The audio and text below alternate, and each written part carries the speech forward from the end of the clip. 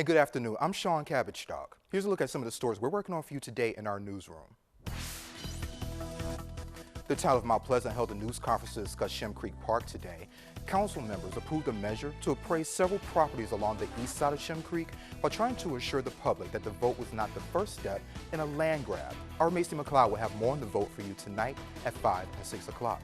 This morning, the Low Country Task Force held its first meeting to discuss ways to tackle homelessness in Charleston. Last week, clearing out of Tent City began.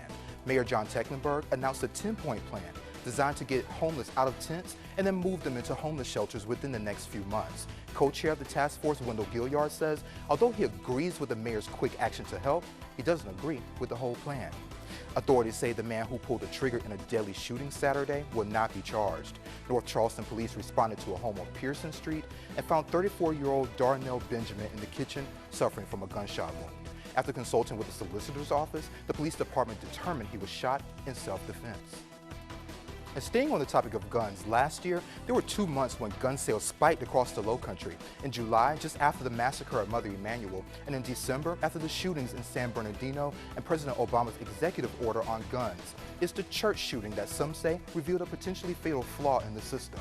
Tonight, in a special I-Team report, our Travis Rice investigates the little-known loophole that puts even more guns on the street. Berkeley County Supervisor Bill Piegler says he will introduce a resolution at tonight's County Council meeting. The resolution aims to keep suspected terrorists from being transferred to the Navy brig. He says the resolution is for the safety of the people and the economy in Berkeley County. With the cold weather today, a warming shelter is once again opening at Aldersgate United Methodist Church and Ridge Baptist Church. If you need a ride or the dates and times each will open, find the story inside of our News 2 app. And speaking of the app, for more news and weather headlines, if you don't already have it, download it. Just search WCBD in our app store. We're back on air starting at 5 o'clock.